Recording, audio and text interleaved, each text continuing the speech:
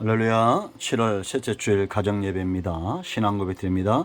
사람이 마음으로 믿어 의에 이르고 입으로 신하여 구원에 이르느니라.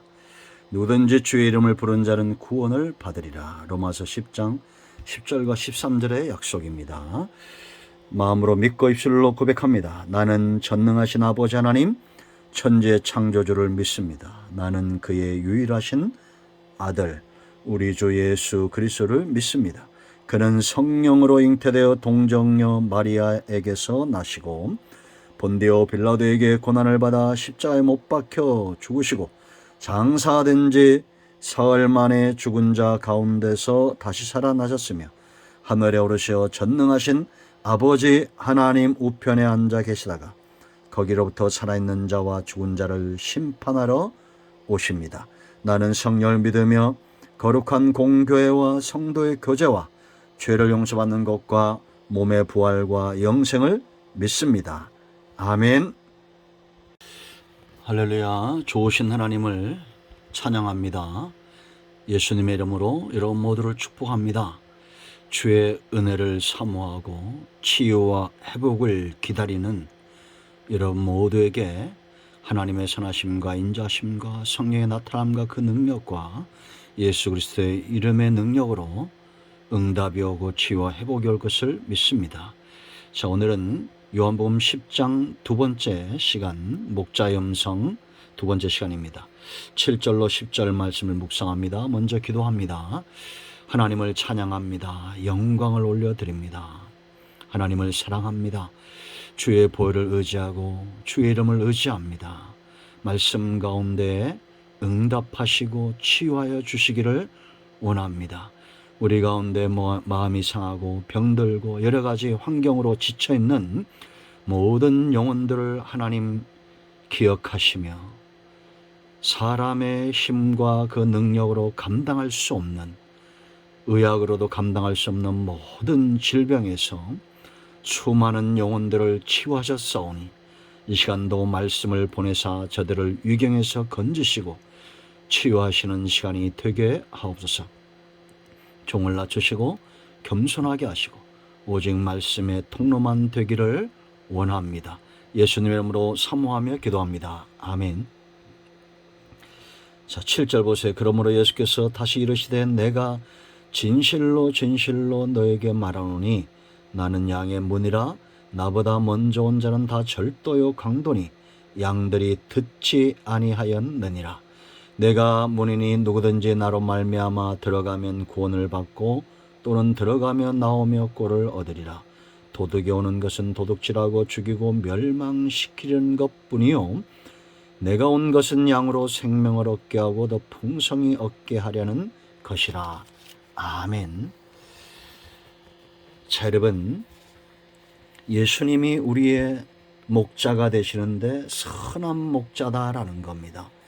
이렇게 예수님께서 말씀하시면 주님께서 양된 성도들과 얼마나 밀접한 관계를 맺기를 원하시는가를 알 수가 있습니다.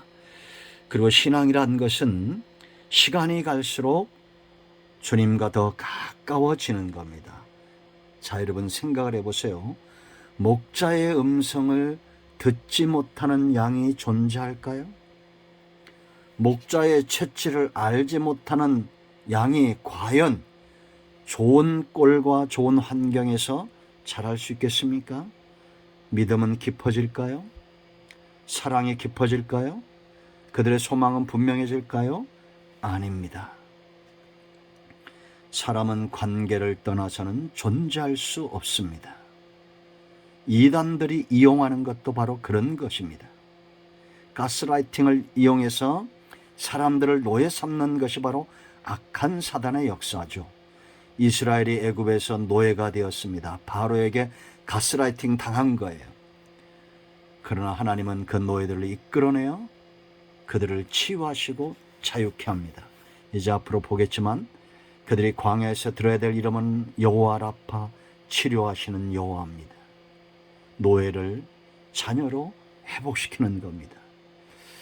여러분, 이 영상을 듣는 분들 가운데 마음으로나 영적으로나 또한 육체적으로 질병이 있다면 이 말씀을 들을 때에 치유가 일어나고 회복될 것을 믿습니다. 저는 많은 간증들을 가지고 있습니다.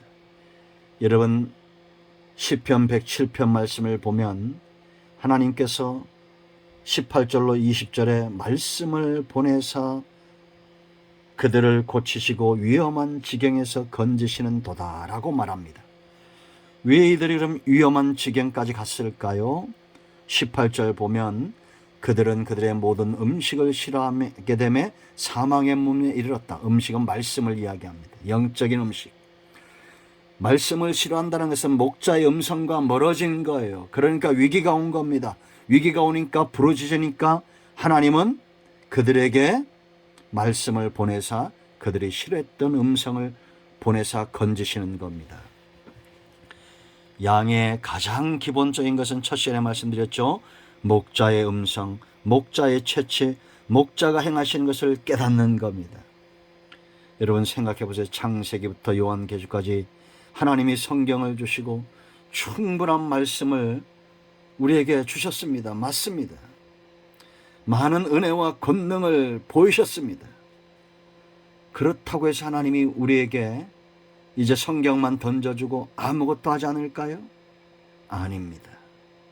저는 확신하건대 우리가 부족하고 우리가 연약하기 때문에 하나님은 더 열심을 내십니다. 창조의 능력, 예수님의 구속의 능력, 성령님께서 우리 안에 거하시는 시대입니다. 자, 이제 여러분들은 이 네 가지를 기억해야 됩니다. 그 첫째 뭐냐? 지금도 목자는 양을 사랑한다는 겁니다. 아니요, 사랑이 더 깊어졌다 이렇게 보시면 됩니다. 성경의 기록이 완성되었다고 해서 하나님의 사랑도 종결됐다? 아닙니다. 하나님의 사랑은 더 분명해지는 겁니다. 이것이 저는 성경적 깨달음이라고 확신합니다. 하나님의 사랑은 더 강해졌고 하나님의 사랑은 더 분명해져야 됩니다. 왜냐? 말세의 성도들은 어느 시대의 성도들보다 더한 고통을 받기 때문입니다. 사탄이 왕노릇하고 있는 그런 시대입니다. 지금 전 세계 고통받는 사람들의 가장 큰 고통은 어디 있냐? 바로 내면에 있어요. 외부 환경이 아닙니다. 내면이 무너지고 있는 겁니다. 그들의 영적인 상태가 무너지고 있는 거예요. 하나님의 사랑이 필요합니다. 구약의 시대의 성도들을 하나님은 사랑하셨습니다. 지금은 더 큰 사랑으로 우리 가운데 역사하심을 믿습니다. 여러분, 병든 자를 치유하고 양들에게 꼴을 먹이고 이런 사역이 왜 중요합니까? 사랑에서 비롯되기 때문이죠. 그리고 하나님은 이 사랑이 깊어지기를 원합니다. 우리가 영적으로나 마음적으로나 육체적으로나 병들어 있으면 아무것도 할 수가 없지요. 오직 그 질병의 노예가 됩니다. 그 문제의 노예가 돼요. 사랑이 깊어질까요? 아닙니다. 올무에서 나와야 됩니다. 질병의 올무에서 나오고 환경과 문제의 올무에서 나와 사랑의 깊은 단계로 나아가야 됩니다. 교제가 없이 하나님과의 깊은 관계가 없이 사랑은 절대 깊어질 수가 없습니다. 하나님은 전지하시고 전능하시죠. 그러나 하나님의 전지와 전능함보다 더 큰 것은 바로 이 사랑이고 이 사랑이 하나님의 능력과 지혜를 통제하고 있다라는 겁니다. 우리는 목자의 음성 듣기를 사모하고 이 사랑이 깊어지기를 사모해야 됩니다. 주의 음성을 듣지 못하고 깨닫지 못하고 어떻게 사랑이 깊어질까요? 질병을 통해서, 환경을 통해서, 사람을 통해서 다양하게 우리 가운데 다가오기 원하시는 그 하나님의 음성, 하나님의 손길 체험하시기를 축원드립니다. 어느 목사님이 그런 이야기를 했습니다. 깨달음에서 오는 거죠. 질병과 문제는 하나님이 치시는 점보다, 급한 점보다, 아들을 보고 싶어하는 아들이 아버지를 찾아오지 않으니까 하나님이 질병과 여러 가지 환경의 가시로 우리를 부르신다. 참 일리가 있는 말입니다. 자, 여러분, 왜 우리가 하나님께서 주시는 이 음성과 하나님께서 행하시는 일들을 깨달아야 되느냐? 여전히 양들은 인도를 받아야 됩니다. 지금도 그렇지 않습니까? 여러분, 여행할 때 그 여행이 행복하려면 가장 중요한 요건이 있는데, 그 지역을 잘 아는 현지 가이드를 만나는 겁니다. 좋은 장소로, 좋은 음식점으로, 정말 볼 것이 있는 데로, 안전한 곳으로 인도하는 가이드. 때로는 번거로울 수도 있어요. 자유롭게 행동하지 못할 수도 있습니다. 그러나 안전하죠. 행복한 길입니다. 목자에게 양은 이런 존재입니다. 때로 우리가 번거로울 수 있습니다. 말씀대로 산다는 것이 버거울 수도 있어요. 그러나 이 길에 생명이 있고 이 길이 바른 길이고 하나님이 기뻐하는 길입니다. 저와 여러분의 가정이 그렇게 되기를 축원드립니다. 목자 없는 양이 바른 선택을 할 수 있을까요? 없습니다. 성경은 하나님이 쓰신 것인데 우리가 저자이신 하나님과 그 영을 제껴놓고 성경의 깊은 곳으로 나아갈 수 있을까요? 없습니다. 시편 기자는 내 눈을 열어 주의 법에 귀한 것을 보게 하소서. 이것은 오늘도 동일합니다. 하나님의 인도하심은 세밀하며 한치의 오차도 없음을 우리는 믿습니다. 그것이 오늘도 우리가 목자의 음성을 듣는 가장 중요한 이유가 됩니다. 주여 내 눈을 열어 주의 법에 귀한 것을 보게 하소서. 목자의 음성을 듣고 목자를 따라가는 인도함을 받는 그 길에 푸른 초장과 실만한 물가가 있고 사망의 음침한 골짜기를 지나가며 원수의 목전에서도 잔치상이 차려지고 치유를 경험합니다. 그러므로 여러분, 사망의 골짜기, 질병의 골짜기, 다양한 환경의 골짜기, 치유가 필요한 골짜기에 있다면 그곳에 계신 하나님의 음성을 들으세요. 모세가 보았던 떨기나무 가운데 음성이 있었습니다. 떨기나무는 고통당하는 이스라엘 백성들, 불꽃 속에 있는 고통당하는 백성들, 그 가운데 하나님이 함께 하셨다라는 겁니다. 왜 우리가 목자의 음성과 목자의 손길을 경험해야 되느냐? 세 번째, 바로 평안입니다. 안정된 심령이 필요한 거예요. 여러분, 만병의 근원이 뭐라고 말합니까? 스트레스라고 말하죠. 심령이 상하면 뼈가 상한다. 잠언서에 분명히 말하고 있습니다. 어린아이처럼 엄마 품에서 평안한 것처럼 양은 목자의 품에서 평안한 겁니다.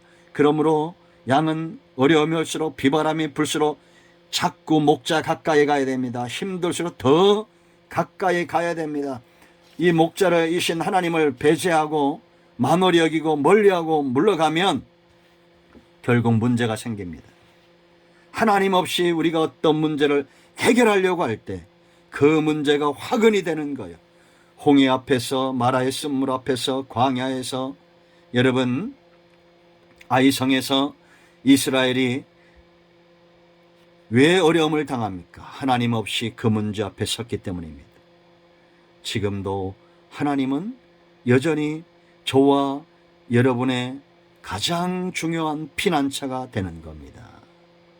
목자 뒤에만 풍랑이 없어요. 앞서가지 말아야 됩니다. 그 목자 대신 주님 뒤에 서 있어야 됩니다.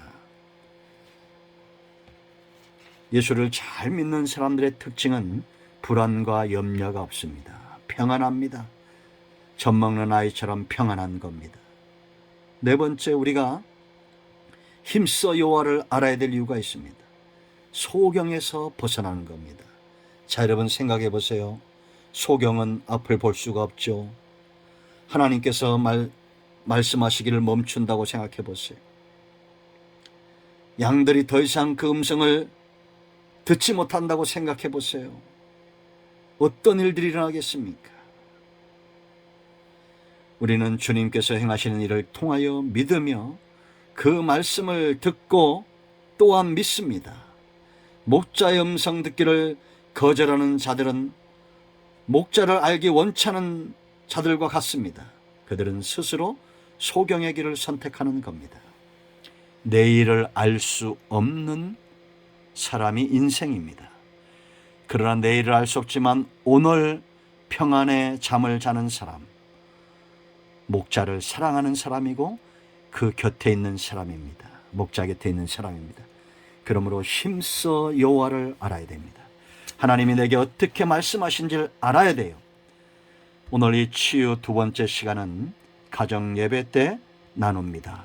이제 여러분들이 합심해서 기도하고 특별히 이 시간은 여러분 주변에 병든 자, 문제 있는 자들을 위해서 기도하십시오. 반드시 연합하여 기도하는 그 가운데 하나님의 음성이 있습니다. 그리고 가정이 마무리 기도하시고 주기도문으로 마치시 바랍니다. 여러분과 여러분의 가정에 오늘도 응답이 임하였습니다. 아멘. 할렐루야. 축복합니다. 아멘.